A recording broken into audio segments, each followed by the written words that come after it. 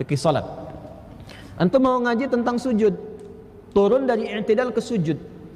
Kan yang kita temukan dua tuh caranya. Itu ada di satu kitab yang sama, Sunan Abu Daud.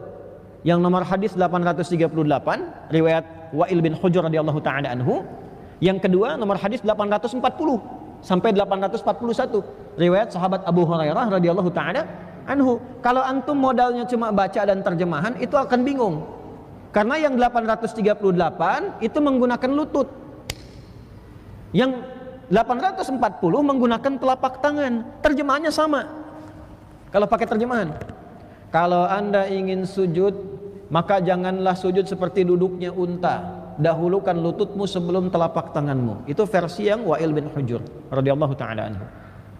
Yang Abu Hurairah, kalau Anda ingin sujud, jangan sujud seperti duduknya unta. Dahulukanlah telapak tanganmu sebelum lututmu. Tuh. Kalau cuma baca terjemahan pusing kan? Pusing 7 keliling. Ya, dikira hari Rabu ternyata hari Minggu. Kukira kau menunggu ternyata cari yang baru, pusing tuh.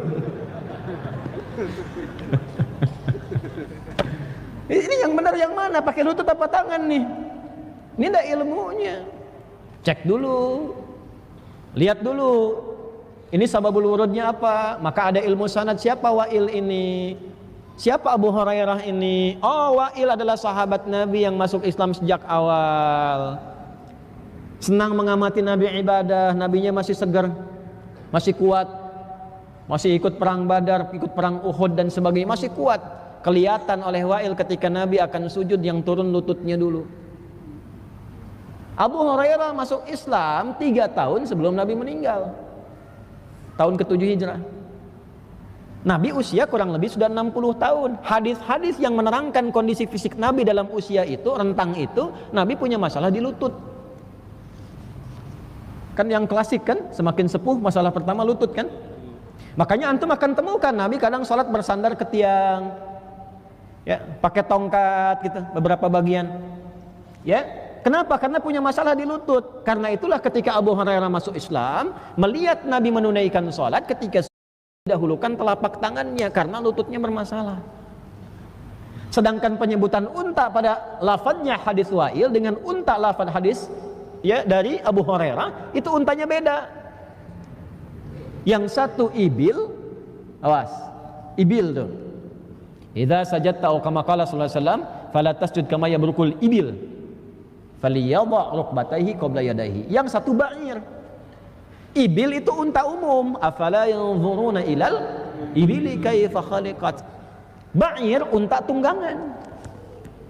Nah, beda antara ibil dengan ba'ir. Ternyata setelah dicek pawang unta, unta itu punya 2 kaki, 2 tangan. Yang depan itu adalah tangannya, yang belakang kakinya. Gitu. Jadi kalau dia tidak ada beban, yang ditekuk bagian depan tangannya. Kalau dia punya beban, yang ditekuk bagian belakang. Gitu. Itu detail kita kaji. Saya mengkaji hadis itu sampai datang ke kebun binatang di Tripoli.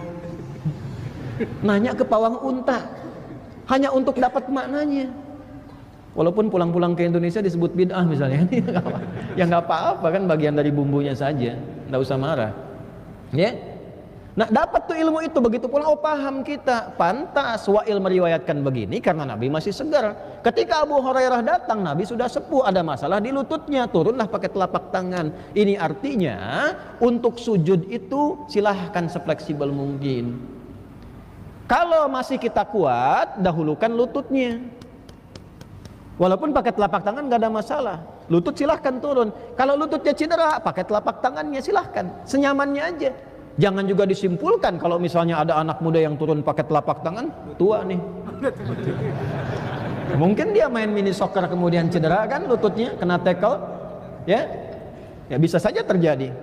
Ya Mbappe kena tackle misalnya kan lututnya gitu kan, walaupun kurang bagus performanya, terus dia sholat tuh, ya turun pakai telapak tangan nggak ada masalah.